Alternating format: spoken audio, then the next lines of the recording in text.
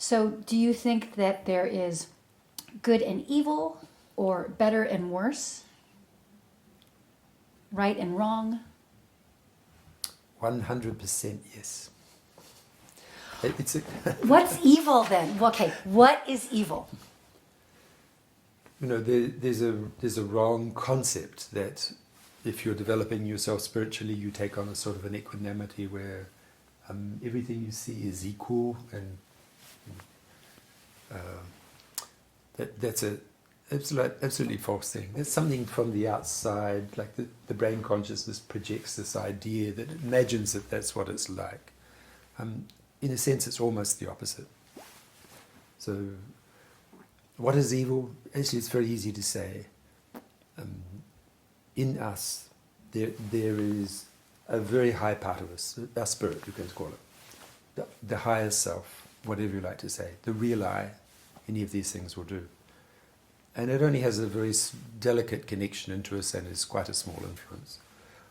But everybody can access that one to some degree, and it won't be able to run your whole life because the external is too strong.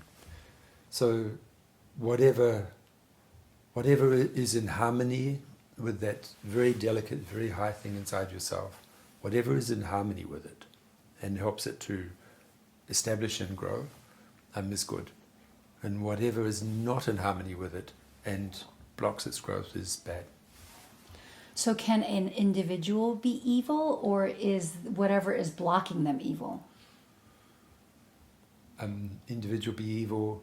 Well, every person, as to the best of my knowledge, every person has this very, very high, very pure thing inside themselves. So if you take that as the person, then no person is evil. But then they have layers on that, and there may be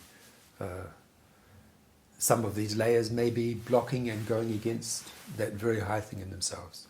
Some of the intermediate layers, we'll take the body and the brain as the most external layer. The body and the brain may be working, doing exactly the opposite of what this internal part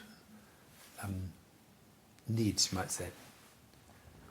What's maybe completely out of harmony. And if it goes too far out of harmony, you're murdering, raping, whatever, then it's obviously, we can call it evil.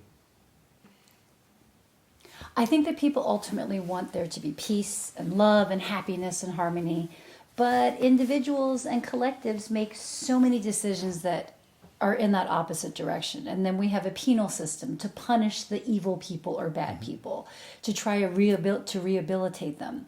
And I don't really see those superficial systems working. There's no punishment from the inside, as I understand it.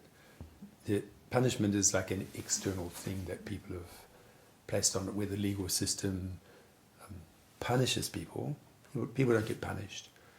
In fact, they receive when you go against your own internal part,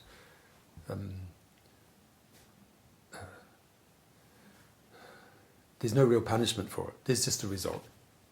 There'll be a result that you will need to deal with. That's all. Oh, I appreciate that. Because that makes me think of society trying to create peace by implying mores and values on a group that the group may not agree with. Right.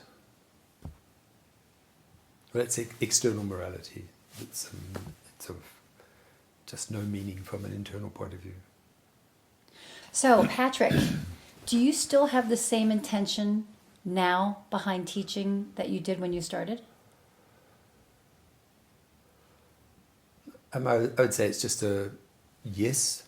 It's just a more refined, of course. My understanding of what I'm doing is more refined, but the basis of the intention is the same.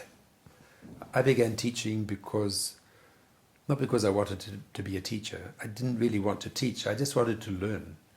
But I just came into the situation where people wanted me to teach because I had learned something. And I tried to avoid it in the beginning, you might say.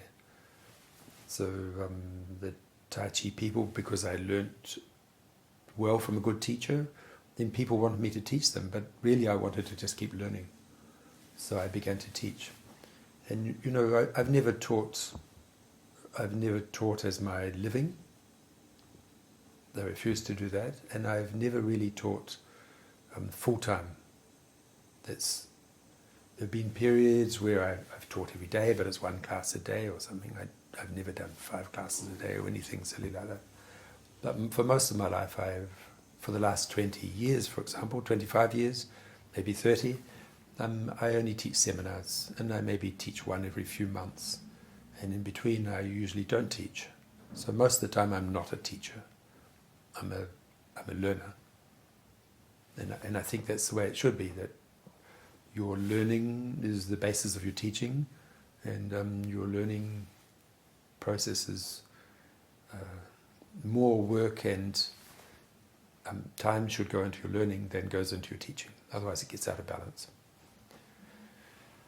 So first, people wanted me to teach and asked me to teach because they saw I knew something, and then later my teachers asked me to teach. And then later, from inside, I'm asked to teach. So that would be the evolution. That's why I taught, never because I want to be a teacher. That is great advice, to make sure that you're learning more than you're I'm right. teaching. So how will you know that you've been a successful teacher when your time comes to stop teaching? Well, I might even know before, because you're watching. My aim was always, my idea was, if I can produce 100 competent people, and then each one of those can produce 100 competent people, that's 10,000. And each one of those produce 100. It's just like 3 generations, and we're up to quite a large number. About 1 million people. That's 1 million people competent. That would be a tremendous effect on the world. Now, it's obviously a little bit unrealistic, but that's how I think of it. That's how, without being too over-optimistic, because I think if I spend my whole life and produce 100 competent people, it's not like I'm trying to teach tens of thousands or something like this one, as some people do. And so I mostly limit my core group to 100, and that's, you see, the seminar we're just doing is 100, and I keep it at 100. But that 100 is drawn from a few hundred, because some of them are on and off, coming, going. So I have to have a few hundred in the background, so I can draw 100 who I'm, and so I will know if it's a success if I do produce 100 competent people who are now passing on something true in a world where there's so much